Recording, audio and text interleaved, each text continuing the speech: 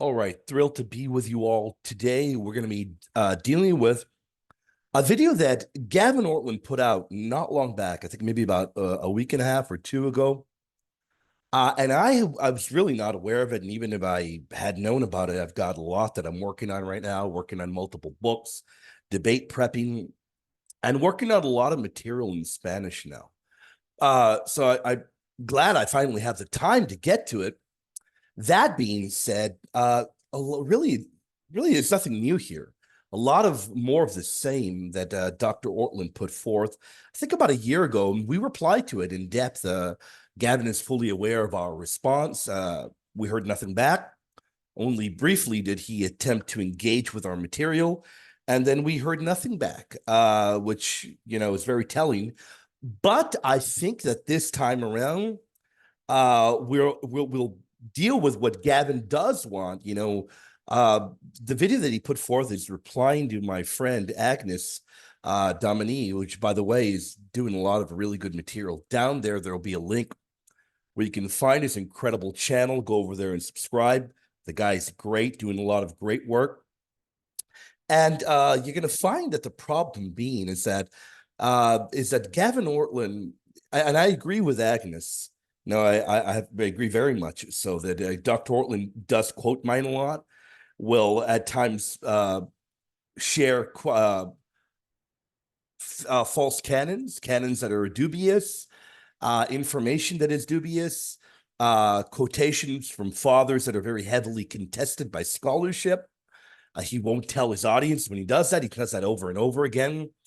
Usually his scholarship when dealing with Catholicism is just very, very shoddy. And I say that not because I'm being polemical or attacking Dr. Ortlund, but I don't think Gavin has read a lot of the material. I remember back when he did his videos on Purgatory, it was very evident that he was pressured by his followers because he then put forth arguments from Mark of Ephesus without even knowing what Mark of Ephesus believed. You can just tell when somebody's not well read on a certain issue. And let's be clear, not everybody is well read in every single topic, which is why you see certain people avoiding certain issues. But clearly, Gavin needs to respond for his audience. He's got to. There's pressures on. People are converting. They're leaving Protestantism because people realize that it's a mess in terms of doctrine, in terms of the way modern day Protestants believe, what they believe, how it's evolved over time, of the many different stripes of Protestantism. So he feels the pressure and the need to defend his Protestant beliefs. And let me be very clear, one of the figures that he is attempted to kind of say doesn't believe in purgatory is St.John Chrysostom. But we're going to show that the historical record clearly shows that St. John Chrysostom believes in purgatory, and the scholarship shows that as well. So Dr. Ortlund is in for a little bit of a treat. So you, the audience, are also in for a treat. We're going to have a lot of fun going through the video. And in my opinion, it will be the definitive response to the claims that John Chrysostom does not or did not believe in purgatory. Now, it really is not worth going through the whole video because certain things don't deal with our arguments, and we're not going to deal with certain things. We're going to deal with the heart of the issue. Does St. John Chrysostom affirm purgatory? So we're going to hear what Gavin has to say. Then we're going to go over various different texts from John Chrysostom, and we're going to see, does Gavin have a point? Is Gavin correct in the arguments he puts forth? But hey, I don't want to take up much more of your time. Let's dive in now. All that is to clarify the nature of my position. Now let's get into the historical evidence for it. What does John believe happens to a Christian when that person dies? Okay, what I basically argued in my initial video is that John believes in prayer for all the dead, both the saved and the damned, but he doesn't have... And I will give that to Gavin. It does seem correct there. But let me be very clear. John Chrysostom does not believe that prayer for the damned will help them get out of hell. In fact, later on, we're going to show how he very clearly did not adopt views that Origen became quite famous for and that were condemned by the church. But you're going to find that as we go on in the video, in this refutation, that John Chrysostom did believe in prayer for all. He believed that prayers for those that were damned could perhaps alleviate the kind of punishment, suffering they are undergoing, but he didn't believe that it would remove them from the pit of hell, that they would then have another chance at perhaps salvation. He didn't believe that. Any conception of an intermediate state like purgatory. Rather, insofar as it comes up, he... Now, we want to be very careful with the language utilized. Number one, the church is very clear whether or not purgatory is state of being, an actual place, or whether or not there's actual fire there. The church has never defined certain things when it comes to purgatory. But does John Chrysostom believe in post-mortem purification for the dead? Without a doubt, he does. And we're going to show that he also believes that prayer for the dead, Gavin Ortlund admits that prayer for the dead is efficacious to alleviate suffering. And that is for those that are undergoing post-mortem suffering, not those that are confined to hell. He believed that there were those that would be saved, that would undergo a post-mortem purification. Seems to believe pretty clearly that Christians go straight or directly or immediately into heavenly rest and joy and glory and so forth. So in my initial video, let me be very clear here. Is it possible that John Chrysostom and tons of other fathers taught that many Christians, once they died, went directly to heaven? Without a doubt. There's no argument there. That doesn't negate the reality of them also believing in purgatory. The great St. Augustine believed that as well. In fact, he said there's no need to pray for martyrs. They're in heaven. You don't need to worry about the state of their soul. They're in heaven. So the early church very clearly believed that some would go directly to heaven. We believe that today as well. Gavin, and you know that very well, that we believe that today as well. We don't argue that every individual undergoes post-mortem purification. The church has never taught that. The church has never taught that, Gavin, and you know that very well. You know that very well, Gavin. Thus, the idea that John Chrysostomos would ever teach that there are Christians that would die and go directly to heaven, it's perfectly fine. There's nothing wrong with that. I can replicate the very same theology in multiple other fathers. Augustine, a great example. But we all know that Augustine is in Caridian and many other areas, in Caridian and City of God, many other areas, also taught the belief in post-mortem purification for the dead, a fiery kind of suffering that they would undergo. So you are only giving a partial picture there, Gavin. Passages in John where he uses the language of immediacy to describe the translation of the Christian into heavenly glory. His sermon on Acts 9, where he describes the soul of the deceased Christian as speeding to her Lord, shining joyously like the rising sun while it leaves the body, departing in the company of angels, etc. I had referenced similar language of immediacy from his sermon on Philippians 3, where he's talking about Paul's description of his death as a coming to life to be with Christ. His sermon on 1 Corinthians 15, we'll get to that later. I referenced his sermon in honor of Philogonius, a deceased bishop, going to the heavenly city of God, celebrating with the angels, etc. Now, I'm not making any arguments just yet. I'm just summarizing my initial position that was being responded to. In a second, we'll go through. We agree with you there, Gavin. And Agnes Domini would agree there as well. There is nothing wrong with believing that believers, martyrs, or those that lived very saintly lives would go directly to heaven. There's no contradiction there at all with that belief and Catholic teaching. Through these passages. But that is Catholic teaching. So in other words, the position is immediately go to heaven, directly to heaven, straight to heaven.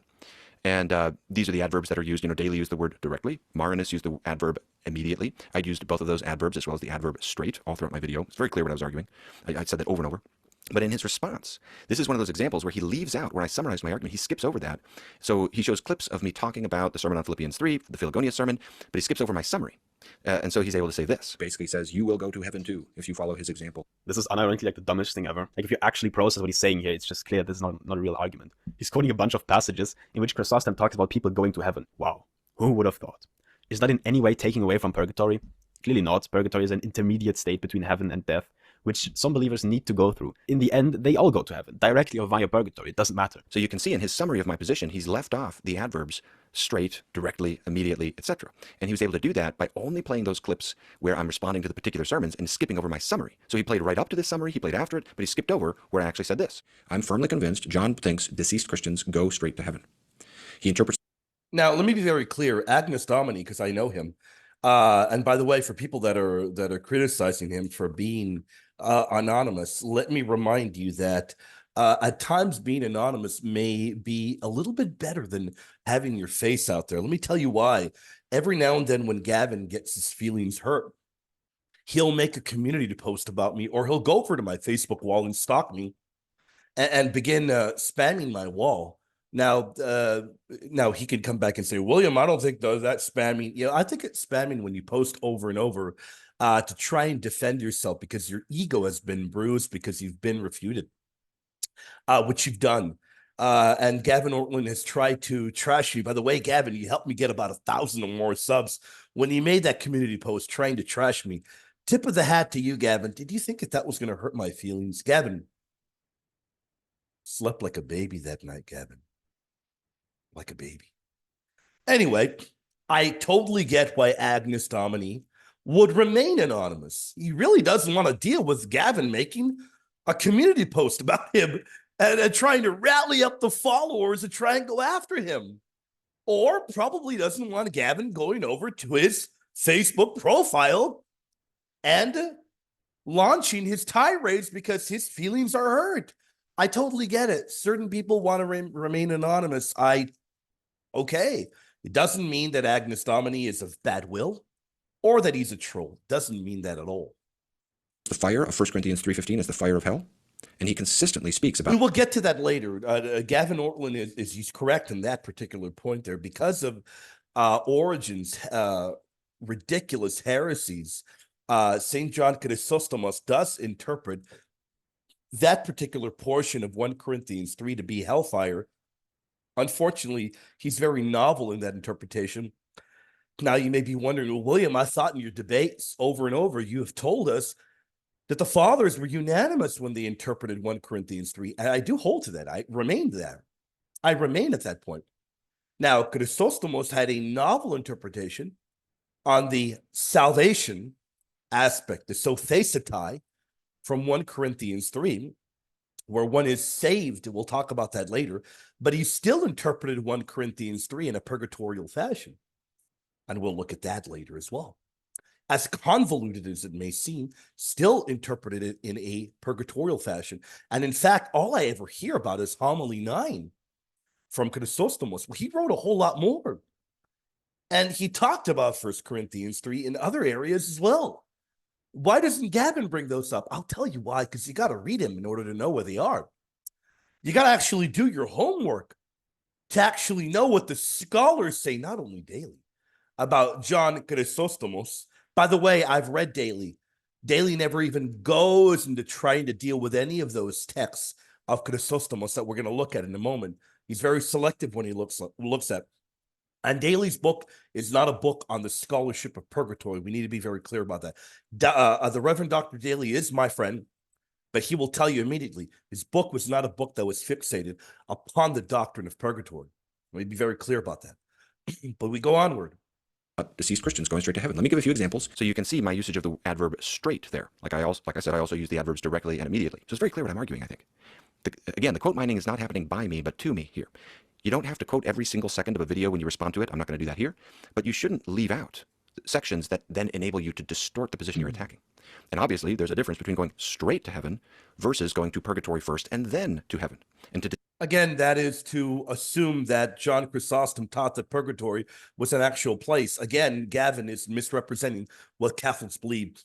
John Chrysostom doesn't have to talk about an actual place. John Chrysostom can simply talk about the necessity of purification for the dead in the afterlife. That would be sufficient. Now, one that is in hell cannot be purified. Gavin, you know that very well.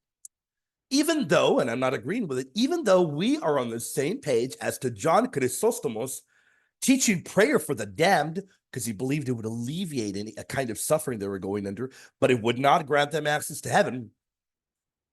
He didn't teach that those that were in hell would be purified. Why would they? What would they be purified and prepared for if they're undergoing eternal torment? We got to be very clear on that particular point. So we're going to read about those being purified in the afterlife. Whether you want to say it's a state, a place, it happens in the twinkling of an eye, or whatever you want to say, there is no doubt St. John Chrysostom believed in post-mortem purification and prayers for the faithful, being able to aid those that are undergoing this post-mortem purification. That, my friends, is purgatory. We'll get to that. We'll get to that in a moment. Distinguish between those two things is why we use the adverb straight, or immediately or directly.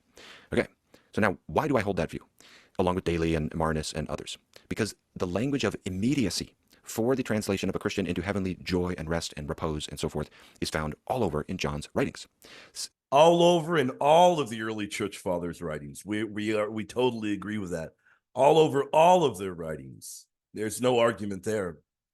I've referenced some of them. Now, some of these references can definitely be interpreted as speaking of only a particular kind of believer, because I'm fully aware Roman Catholics don't think every single Christian goes to purgatory. But you cannot interpret all of the passages as limited like that. They are describing common, general Christian hope. So, for example, at the end of the homily on... No, there's no doubt about that. Gavin, if you're talking about describing common Christian hope, everybody hopes to go directly to heaven, Gavin. There's no doubt about that. Everyone, without a doubt, does want to go directly to heaven, Gavin. There's no argument there.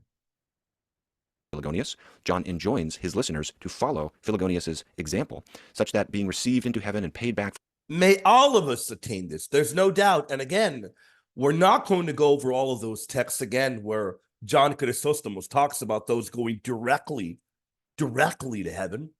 We agree, as we said already, that is definitely possible, and that is definitely the hope, without a doubt. What Gavin will follow it up with is Dr. Ed Shinsky. I hope I'm not getting his name wrong there. By the way, this book is written by an Orthodox scholar. I've read the book. I've gone through the whole book. I think at times he's quite fair with the information, but I don't think he does a very good job in the section on purgatory there at all. But either which way, you're not going to have an Orthodox individual agreeing with Catholics on purgatory. Now, we know very well the Greek fathers believed in purgatory. That's clear. The Latins believed in purgatory. Modern day Orthodox very much so have moved away from the idea of a post-mortem purification that entails suffering. Now, they don't like the suffering aspect. They don't like the satisfaction, the satisfacio aspect. But either which way, we want to be clear here. The kinds of scholars that we're going to hear, we're gonna show you multiple scholars that show you that without a doubt, St. John Chrysostom believed in purgatory and taught purgatory. Now, the main objection to John Chrysostom believing in purgatory really does come from his homily 9. Now, we want to be clear.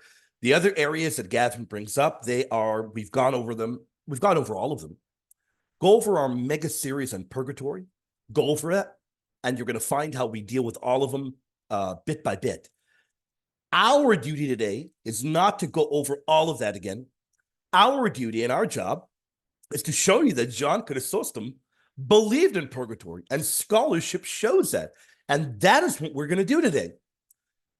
So having John Chrysostom say that one that dies and goes directly to heaven, or that there's a hope that one will die and go directly to heaven, or even that a martyr will go directly to heaven, none of that contradicts Catholic teaching.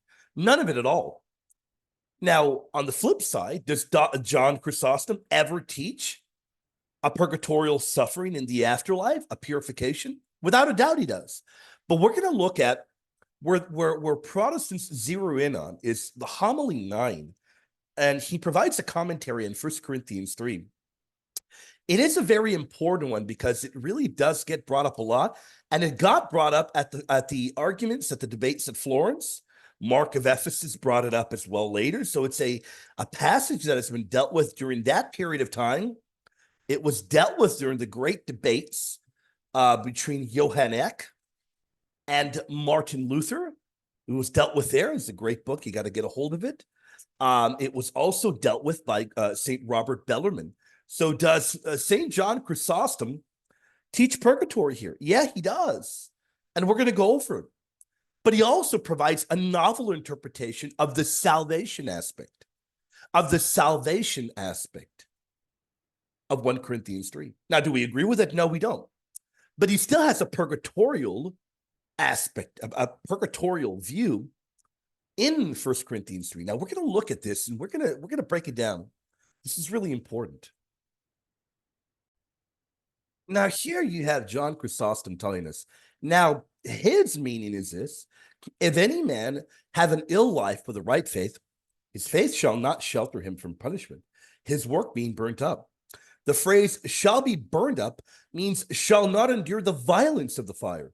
But just as if a man having a golden armor onward to pass through a river of fire, he comes from crossing it all the brighter. But if he were to pass through it with hay, so far from profiting, he destroys himself. So let's look at this clearly. Is there purgatory here in 1 Corinthians, in his homily 9 in 1 Corinthians 3? Without a doubt, he's going to separate those that pass through with good works and those that pass through with combustible works, with hay. But look at what he tells you here, that the one that is going to go through here shall not endure the violence of the fire, meaning they had a right faith. Notice, they had a right faith. So even though later John Chrysostom will interpret the salvation aspect of a different section of 1 Corinthians 3 in a rather odd way, he still got purgatory here. He tells you he's going to go through the fire. He will not be harmed. He will go through as if having golden armor on. He crosses through it all the brighter. That's purification. He's purified. So it does have a sense of purification here in his homily 9. You can't even argue that. Then he tells, well, you can argue that, but you're not going to seem very smart if you do. But notice, look, he doesn't profit. If you've got hay, he destroys himself. So also it's the case in regards of men's works. But notice, he doesn't believe in annihilationism. He doesn't believe in annihilationism. Look at this. For he does not say this as if he were discoursing of material things being burnt up, but with the view of making their fear more intense, and of showing how naked of all defense he is who abides in wickedness. Now here's the wicked one. There is a one who had the right faith, who passes through with golden armor that gets shinier.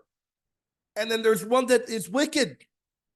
He will suffer loss. Now here's where he has a very odd view, because he interprets the semiothesetai, the suffering of loss, as one that is preserved to perpetually suffer loss, rather than eventually being saved in the sense of salvation. Now, that's a very odd interpretation. He's clearly on an island alone here. But is he on an island alone in terms of 1 Corinthians 3 being purgatorial? No. He's right there with all the other fathers there. There's purgatory there, even in homily 9, right here. But of course, modern day evangelicals that have an agenda are not going to examine that portion, are they? Rather, they're going to go here where it says, but he himself shall be saved, but so as by fire. Lo, again, here is a second. And its meaning is, he himself shall not perish in the same way as his works. So he's not going to perish. Annihilationism is not an option. Passing into naught. But he shall abide in the fire. By the way, I went and I looked in the Greek. You can also translate it as he shall remain in the fire. So he continually and perpetually is going to be suffering there. He interprets that as the group of individuals who built poorly. There is no chance of actual salvation for them. Rather, he interprets the sothesetai, the salvation for them, as them being preserved in the fire. And I think his very odd interpretation of this portion of the text, as Bellarmine would point out and other scholars, is because he did not want to fall into the very trap that Origen had fallen into. Remember, Origen also, he had a very poor Christology and a poor Mariology. Remember, in his Mariology, he's the only father to interpret the sword of Simeon as being a sinful sword for Mary. a sinful kind of Mary. He's the only one. And by the way, that is a whole massive chapter in our upcoming book on the Immaculate Conception. I don't think anyone has ever written on that. In fact, if you are a patron, go look on our wall. We have it pinned, a full course just on the Sword of Simeon, where I think we are probably the only ones that have cataloged all of the patristic interpretations of Simeon's sword and Mary, including multiple brand new ones that are in English nowhere else, but you can find them on our Patreon wall.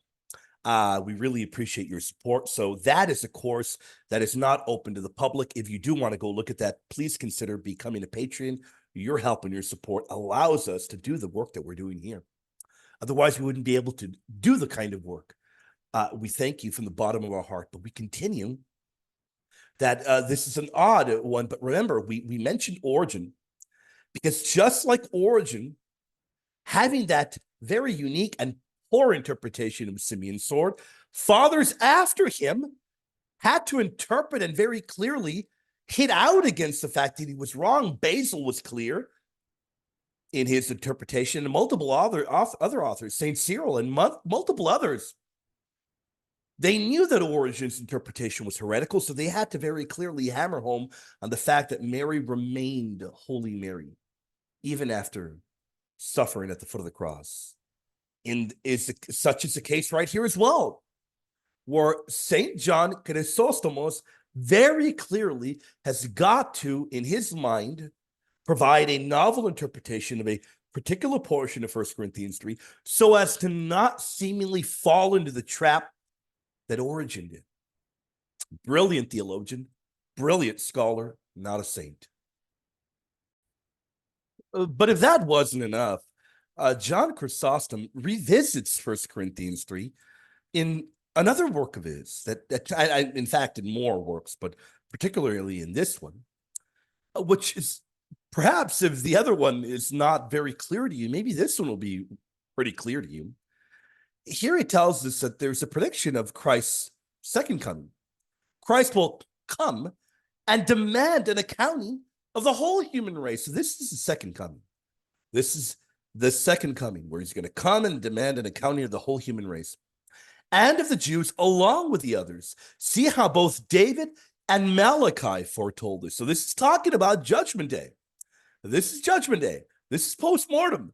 This is really, really important. The whole human race, Judgment Day. Malachi said, and he came in like a smelting furnace and like the soap of the fullers. Here's one thing that we really have to emphasize here. Malachi 3 very clearly, multiple times, will get utilized to talk about the second coming, and rightly so, of Christ. Multiple imageries are there present in Malachi 3. But many times you'll find fathers combining Malachi 3 and 1 Corinthians 3. It happens quite often. This is yet another example of that, of Malachi 3 being combined with 1 Corinthians 3. And rightly so. Look at what John Chrysostom is doing here. He came in like a smelting furnace and like the soap of the fullers, and he will refine and purify the silver and gold. That's important, because this is talking about Judgment Day. An accounting of the whole human race is required, of the whole of humanity, on Judgment Day. And how will he come? He's going to come like a refiner and a purifier. He will refine and purify. And then look, and Paul's words were, for the day will declare it, since the day is to be revealed in fire. So there will be purification. Remember, there's no way in John Chrysostom's mind, as even Gavin will admit, there is no way that those in hell can be purified. There's no way. They're in hell. Maybe he believes that prayers for those that are damned can alleviate their suffering. Not that we agree with that. But he doesn't believe that they can be purified. What would they be purified for? What would they be prepared for? And even here, it's very clear, this is Judgment Day. Our Lord will appear and purify and refine humanity. The day will declare it. The day is revealed in fire. Even the fiery language is utilized by it. Chrysostom. And David said, God in full manifestation will come. And by this, he was again proclaiming Christ's second coming. So if for one moment you think that John Chrysostom didn't teach purgatory, well, I'm here to tell you that he very clearly did. The first coming showed great condescension and accommodation to human nature, but the second coming will not. It will be filled with terror and fright from the angels who come rushing before him, from his presence which overtakes all things like a flash of lightning. For as the lightning comes forth from the east and flashes even to the west, so also will the coming of the Son of Man be. It's very clear that he taught the belief in purgatory. But we wanted to hammer home the point that his interpretation, 1 Corinthians 3, is right in line with all of the other fathers in the sense that he taught that there's a purgatorial suffering there. There's a purification that is undergone there. Now, his interpretation of the sotesetai, the salvation reading in 1 Corinthians 3, is a novel one.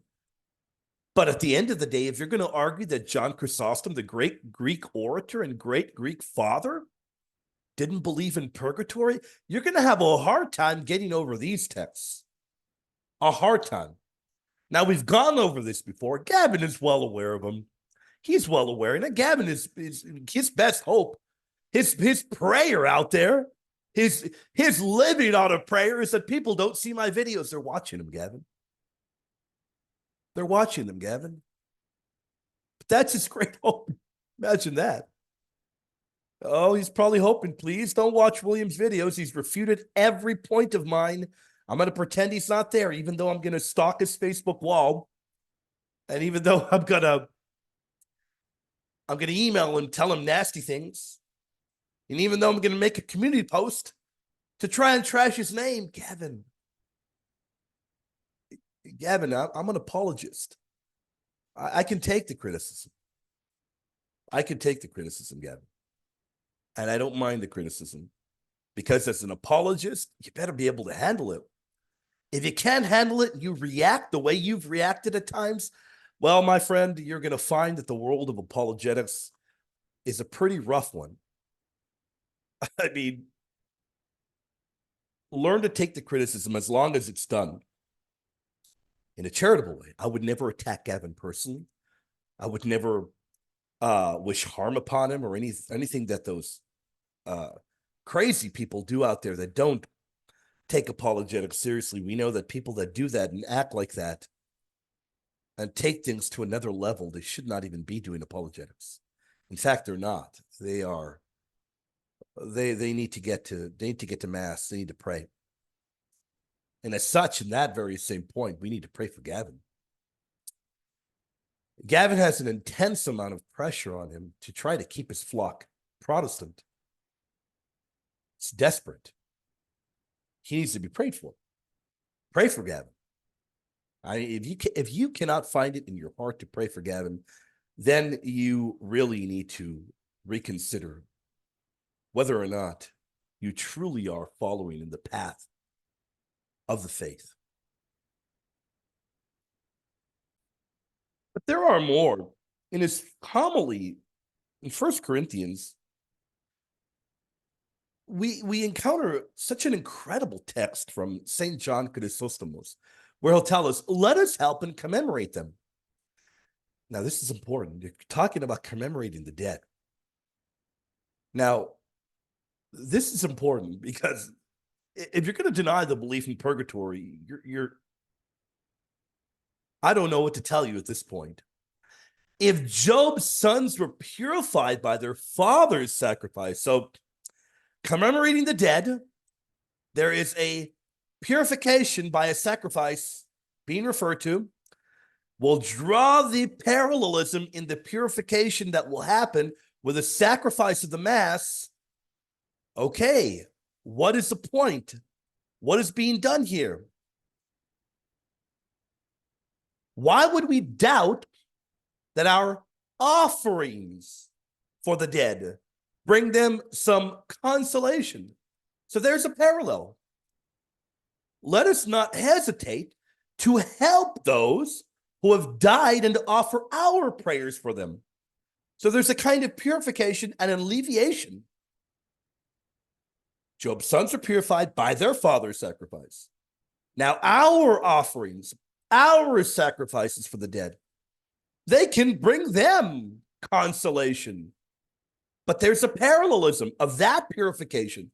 Now the holy sacrifice of the Mass is a parallelism being drawn there. It will help those who have died and offer our prayers for them. Very clearly, John Chrysostom's parallelism here shows us very strongly that he believed in post-mortem suffering of the dead. They needed consolation. They needed purification. This is another really, really good one in St. John Chrysostom. Now, there's a lot of really good ones. We're focusing on a few because we don't want to do a 2-3 hour video. We want to be able to help spiritually nourish you. And of course, the job is being done by the early fathers, not by me. Thank the good Lord for having raised up such incredible men and women of the faith as well. Pretty soon I'll be doing a series of the incredible mothers of the church, great women as well. Just incredible how many holy and wonderful people our Lord raised up for the faith. Now, Chrysostom tells us, weep for those who die in their wealth, and who with all their wealth prepared no consolation for their own souls, who had the power to wash away their sins and did not will to do it. Oh, look at that. So they had the power to wash away their sins, but they didn't do it. Let us weep for them. Let us assist them to the extent of our ability. Let us think of some assistance for them, small as it may be, yet let us somehow assist them. But how and in what way? By praying for them and by entreating others to pray for them, by constantly giving alms to the poor on their behalf. Not in vain was it decreed by the apostles that in the awesome mysteries, remembrance should be made of the departed. That's important. Remembrance should be made of the departed. They knew that here there was much gain for them, much benefit, when the entire people stands with hands uplifted, a priestly assembly, and that awesome sacrificial victim is laid out. How, when we are calling upon God, should we not succeed in their defense? So look at that. Remembrance should be made for the departed, offering up the holy sacrifice of the Mass. But this is done for those who have departed in the faith. So notice that there is remembrance for the dead. This is important. And it will benefit them. It will help them to remember them, to commemorate them with the holy sacrifice of the Mass, doing exactly what we do at every Catholic Mass around the world. But notice how he says that this is done for those who have departed in the faith. So I want you to be very clear. If you look at this text over here, right here, this is important. The washing away of sins, the praying for them, and over here as well, the sacrifice of the Mass. Don't come to me and tell me that prayer here can be prayer for the damned. Not at all. You don't offer the holy sacrifice of the Mass for the damned. He's clear about that. John Chrysostom tells us this is for those that are dead, that died in the faith. But this is done for those who have departed in the faith. While even the catechumens are not reckoned as worthy of this consolation, but are deprived of every means of assistance except one. And what is that? We may give alms to the poor on their behalf. On their behalf. Now, Gavin will now tell you something that very clearly is not John's position. From there. So that's John's view. Pray for everybody. You pray for the righteous. Yep, correct. Pray for everybody. Righteous and the unrighteous. You pray for the progress. Correct. In heavenly joy for the righteous. You pray for the Sure. We're on the same page there. Mitigation of the suffering of the damned. Now let's talk about that second option, praying for the damned. This is the second problem with Agnus Domini's response. Here is the problem for Gavin Ortlund. The lessening of suffering and the offering of the sacrifice of the Mass is not given for the damned. And he's talking about the sacrifice of the Mass benefiting those in the afterlife. So clearly there's a disconnect here, where Gavin clearly does get the theology of St. John Chrysostom wrong.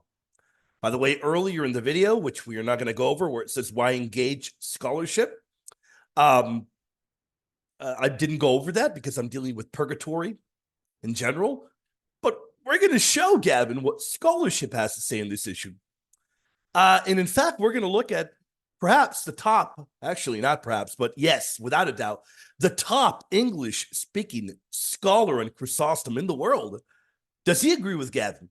Or does he believe that St.John Chrysostom taught a belief in purgatory? You're going to have to stick around because we're going to get to that in a moment. But what does scholarship show on this issue? In a moment, we'll get them. We want to hear a little bit more from Gavin. He tries to get praying for purgatory from passages where John is clearly talking about praying for the damned. And as crazy as that idea sounds, yes, John believes in praying for the damned. And no, you're wrong. Agnes does not do that at all. I know that because Agnes is a friend of mine, and he quotes from the exact areas I have just shown you. The exact ones. How do I know that? Because I helped provide him with multiple quotes that he's used before, Gavin. You're wrong. And notice what John Chrysostom says. The sacrifice for the Mass and the prayer for the dead, remember those together, the holy sacrifice of the Mass and the prayer for the departed are offered for those that depart in the faith, not the damned. And that is to help them, to offer them help. Gavin, you're wrong. Agnus Domini is correct, and you are wrong. I am shocked that you would do a video replying to a person that you say, well, he's anonymous, and you try and cut him down. Well, Gavin, if his video didn't strike a nerve, which it did, it struck a nerve, you wouldn't be trying to clear the record here or kind of clear your name. But you're wrong here, Gavin. it's widely recognized. Agnus Domini takes kind of an eccentric view here on this, denying that, even while he's sort of deriding those who think that. So regarding John's sermon on Philippians 3... No, I don't think Agnus takes any kind of ridiculous kind of view at all. Agnus Domini says, oh, that's just wailing for the damned. It's not praying for them. If you have a look at the beginning in the first red section, you will see that here Chrysostom talks about being with the damned and we should feel sorry for them and weep. He doesn't talk about prayer or any offerings yet. He just says we should weep. But this is clearly wrong. Let's just put... Agnus is correct. You do not offer up. You don't offer up the sacrifice of the Mass. There are no offerings that are for the damned. He's correct there. 100% correct there. up the whole quote and read through it. Weep for the unbelievers. By the way, previously he's made it very clear he's talking about non-believers. That'll be very clear as he goes here. Weep for those who differ in no wise from them, those who depart hence without the illumination, without the seal. They indeed deserve our wailing. They deserve our groans. They are outside the palace with the culprits, with the condemned. For verily I say unto you, unless a man be born of water and the Spirit, he shall not enter into the kingdom of heaven. Mourn for those who have died in wealth, and did not from their wealth think of any solace for their soul, who had the power to wash away their sins and would not. Okay, this is one of those passages where I had excluded it with ellipsis. You can see my including it only furthers the point. He's talking about damned people. They refuse to have their sins washed. They're excluded from the palace. They're without the seal. They are with the condemned. I mean, this is clearly damned people. And then he continues, I'm not skipping anything here. He says, let us all weep for these in private and in public, but with propriety, with gravity, not so as to make exhibitions of ourselves. Let us weep for these, not one day or two, but all our life. Such tears spring not from senseless passion, but from true affection. The other sort are of senseless passion. For this cause they are quickly quenched, whereas if they spring from the fear of God, they always abide with us. Let us weep for these. Let us assist them according to our power. Let us think of some assistance for them. Now, I want to be clear. Gavin's reading of homily 3 is incorrect. Agnus Domini is correct. Does Chrysostom believe that praying for the damned will help alleviate some kind of suffering? Yes. He doesn't believe that they will be sprung from hell. No, they're eternally damned. He clearly made that point contra Origen. But here, the particular reading here on homily 3 in Philippians, Gavin is incorrect. And Agnus Domini is correct on his reading.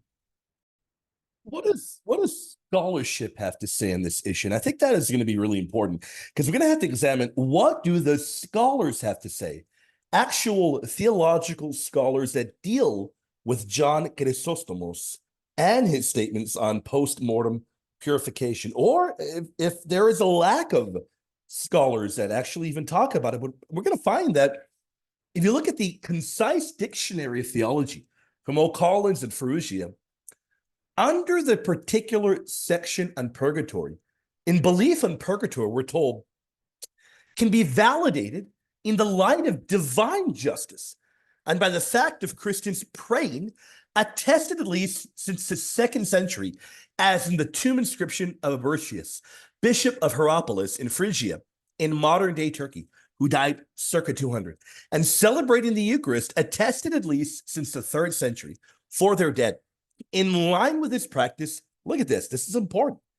In line with this practice, I want you all to pay attention. In line with this practice, Greek authors such as Clement of Alexandria, Origen, and St.John Chrysostom, and Latin authors such as Tertullian, St. Cyprian of Carthage, St. Augustine of Hippo, wrote in various ways of purification after death, and our communion through prayer with our dear departed. Praying for the dead has remained a typical feature of Eastern and Western liturgies. John Chrysostom, right there included. And the authors are very careful in noting, I want you to look at this, the Concise Dictionary of Theology, even there, the authors are very careful and respectful of noting who the church views as a saint and who they don't. Here, the only one that we would draw a bit of a distinction there is clearly in Byzantine Rite churches, in those churches, very clearly, St. Clement of Alexandria is a saint. In fact, you're only going to find so-called controversies among modern-day Orthodox who will have an issue with calling Clement of Alexandria a saint. That is largely based on works of his that were largely condemned around the medieval and post-medieval era, but they were not from him. They were pseudonymous works. Indeed, many of these individuals did not know better. We do know better today. He is venerated as Saint Clement of Alexandria. Origen is not. St. John Chrysostom is. Tertullian is not. St. Cyprian of Carthage and the Titan, Augustine of Hippo, the great bishop, clearly are saints. And it shows you this belief in purgatory is indeed an ancient belief. So if you want to look at the scholars, which we agree, Dr. Ortlund, they are important. We agree with you. They're important. We look at fundamentals of Catholic dogma, which very often you hear Dr. Ortlund and other individuals hearkening to. Well, what does Ott tell us? By suffrages are understood not only intercessory prayers, but also indulgences, alms, and other pious works. Above all, the holy sacrifice of the Mass. According to 2 Maccabees 12, 42 to 46, there existed in late Judaism the conviction that those who had died in sin could be helped by prayer and sacrifice of atonement. Purification from sin was ascribed to prayer and sacrifice. The early Christians took over from Judaism belief in the efficacy of intercessory prayer. Tradition abounds in testimonies in favor of the doctrine. Among the literary monuments of antiquity, the apocryphal Acts of Paul and of Thecla first attest the Christian custom of praying for the dead. The deceased Falconia beseeches a prayer of Thecla so that she might be translated to the place of the just. Thecla prays, "Thou God of the heavens, Son of the All-Highest, grant to her, to the mother Tryphaena, according to her wish, that her daughter Falconia may live in eternity." But then look at this. Look at this. Tertullian bears witness not only to prayer for the dead, but also to the celebration of the Eucharist on the anniversary of their death, the monogamia, and de corona, and many other areas. St. Cyril of Jerusalem, in his description of the Mass, mentions after the consecration the intercessory prayer for all the dead. He ascribes to it the power of reconciling the dead with God. That the dead may be helped through almsgiving also is attested by St. John Chrysostom. Look at that. That the dead may be helped through almsgiving is attested by John Chrysostom and Augustine. This is under the section on the belief in purgatory. Dr. Ludwig Ott is very clear about this. What about Joseph Paul in his Dogmatic Theology, Volume 12? Suffrages for the dead. In regard to suffrages for the dead, we may ask 4 questions. How many kinds of suffrages are there? What profits by them? In what manner do they advantage the dead? And by whom can they be offered? There are 3 kinds of suffrages by which the living can assist the dead: the Mass, prayers, and good works. This distinction is very old. While good works are mostly typified by alms, there are others, such as fasting, scourging, making pilgrimages. The shedding of tears alone is not effective. St. Chrysostom says the dead are not aided by tears, but by prayer intercession, and alms. Suffrages offered for the dead cannot benefit the just in heaven or the damned in hell. He's very clear. There are distinctions drawn by Chrysostom, but they can and do benefit the poor souls in purgatory. The just do not need human assistance. This is especially true of baptized babies and the blessed martyrs. St. Augustine says it is an insult to pray for a martyr. We talked about this earlier. Keep that in mind. The question we ask is, when we look at dogmatic theological manuals or a concise dictionary of theological studies, when we look at that, when we look at all of this, it is so very important to realize that there are multiple scholars that see in John Chrysostom's works the belief in post-mortem suffering for the dead, the belief in a post-mortem purification for the dead, the belief in purgatory. You've got it right there. We saw it right over here. Look at this. Let's go back to it briefly. Concise Dictionary of Theology, under the section of a belief in purgatory. So yes, Dr. Ortlund, yes, scholars are important. We believe that they're important. They're not the end all of everything, not at all. The very clear reading of St. John Chrysostom shows that he believes in purgatory. That's a very clear reading of his work. Very clear reading. Scholarship shows this as well. Now, what was the issue with the Greeks, Florence, and after that as well? Particularly the issue Mark of Ephesus had was with a literal fire. And the real issue they had with the literal fire, because you've got Basil the Great and you've got multiple other fathers talking about a fiery purification. You even have Maximus the Confessor.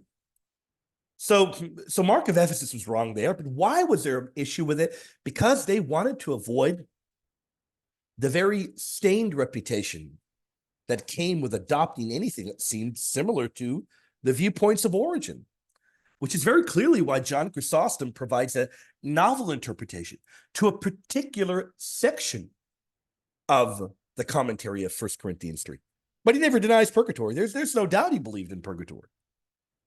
There is no doubt about that. Now, St. Robert Bellarmine knew that as well. And in his refutation contra purgatory, he clearly showed that. Now, we have gone over, we'll get to Robert Bellarmine in a bit. We've gone over the Concise Dictionary of Theology, gone over Fundamentals of Catholic Dogma, gone over the Dogmatic Theology Manual from Joseph Paul, and we've got more for you.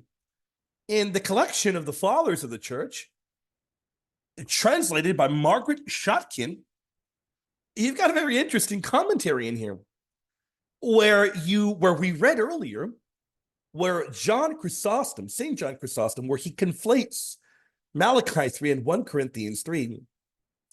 The translator will tell you right here in the comments, he'll say where the section comes up and says, and he came in like a smelting furnace and like the soap of the fullers, and he will refine and purify the silver and gold. This very text is revisited later in the very same corpus of works of Chrysostomos. And this time we're reminded of how this was quoted before. But how is it quoted? The same text is quoted somewhat differently above, but there too, in a context of judgment. Did you catch that? The refining and the purifying. Remember, you can't purify the damned. Don't come back and say, well, maybe he's talking about the damned. For a moment, let us be serious. Let us talk theology for a moment. The very note here shows us the text is talking about judgment, the judgment of individuals. This is Judgment Day. They are going to be refined and purified. Refined and purified. What does the context show? It's talking about mankind, as we showed earlier. So yes, we do like scholarship. And the scholarship on St. John Chrysostom does not favor the Protestant position. St. Robert Bellarmine says, the apostle, in reference to St. Paul, does not say he will be saved, yet as if in the fire, but he will be saved, yet as if by fire. It's correct. I.e., according to the similitude, he evades death by passing through fire. Finally, from the common consent of the doctors, we agree with you. For all others in the greatest consensus, both Greeks and Latins would have it that this passage be understood of venial sins, whose opinions we will present in the fifth difficulty. Furthermore, let no one think from this discussion that Chrysostom denied purgatory or venial sins. Look at that. For he frequently teaches purgatory, as we showed earlier, and especially in Homily 3 and Epistles to the Philippians, and Homily 69 to the people of Antioch. Likewise, he concedes venial sins, but on this passage he explained it otherwise to refute the heresy of Origen, which taught that the penalties of hell are not eternal, as is clear in the homily. So this is important to look at Robert Bellarmine as well, because if you think that, well, Catholics are boneheaded, they've been quoting from this passage for who knows how long without knowing any better. No, we've known all along that there's a particular portion of it that is novel in the way that Chrysostom interprets it. But we've also known all along that there is purgatory that is to be extrapolated from its commentary, Homily 9, and in many other areas as well. We know it very well. There is no doubt about that.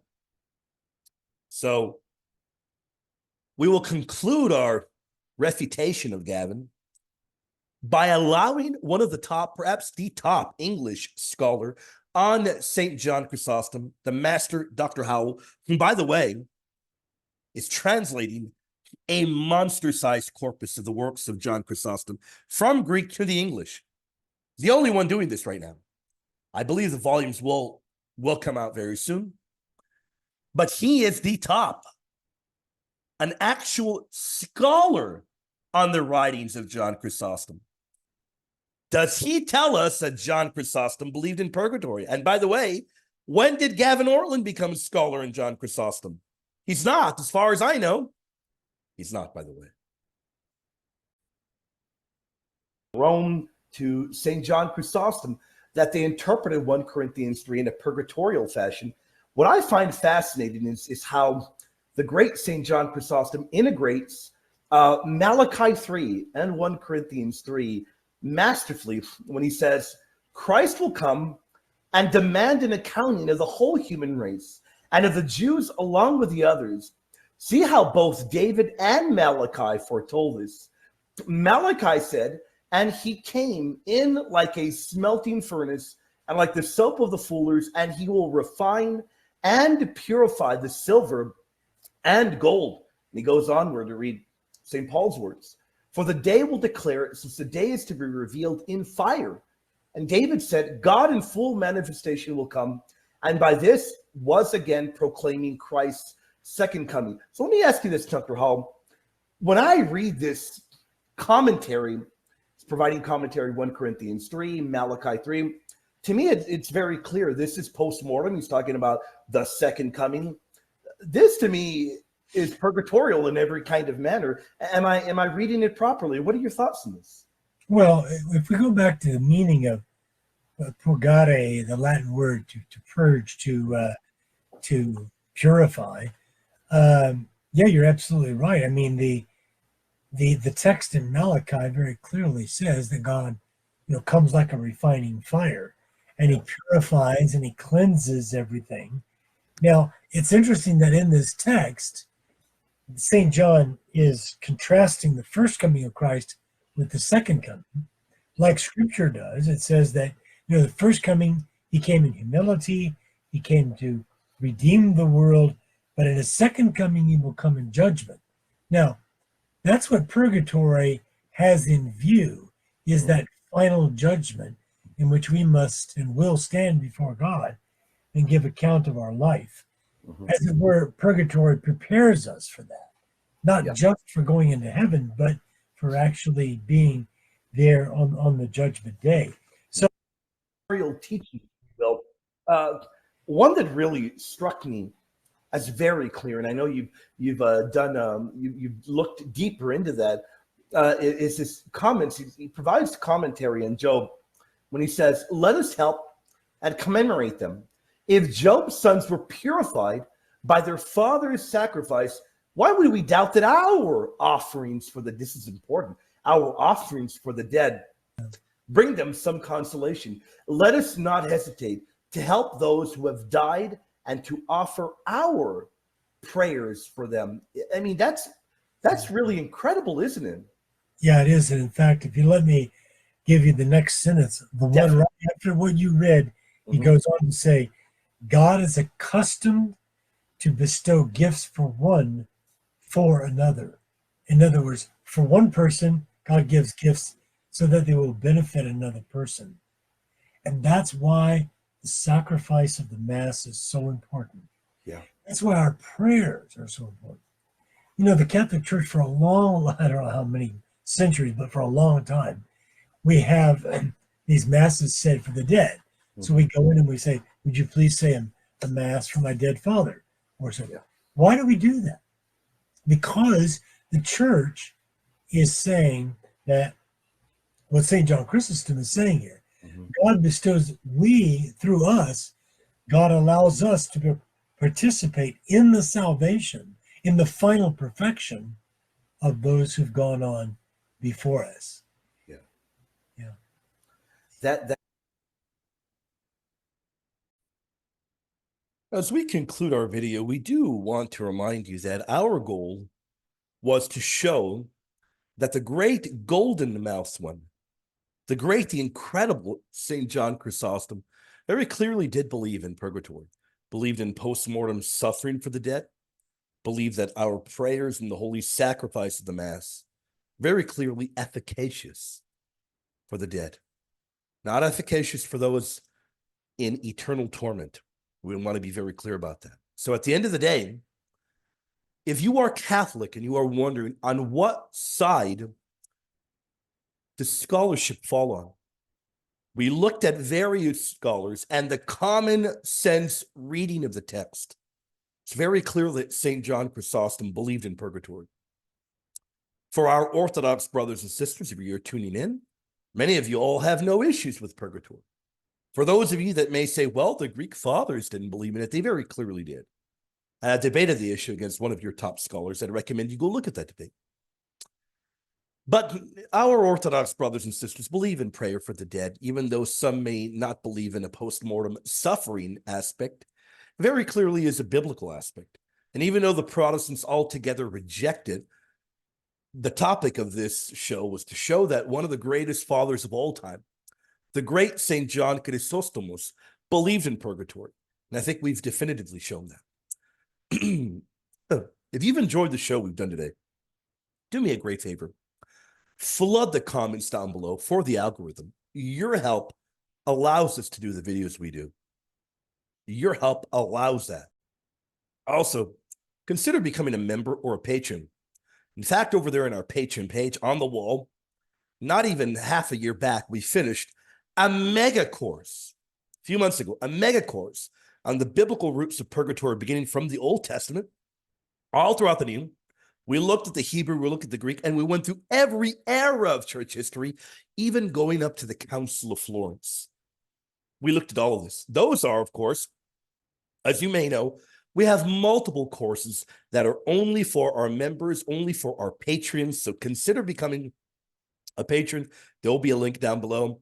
Remember, it does help support all of the work we do, all of our publishing that we do. It does help us publish our books as well. But if you are unable to become a patron, if you are unable, by the way, it also does give you exclusive access to our Mega Theology WhatsApp group. And we know you're going to love that group. We know you are. But if you are unable to support, you can support me in the very best way possible by praying for me, praying for my family. Pray that this ministry keep growing. And down below, flood it with your thoughts. Did you appreciate the show? Let us know if you did. And if you did appreciate the show, flood the comment section with a thumbs up, anything you want to put. We love to hear your feedback. God bless you. God keep you. Look forward to talking to you again.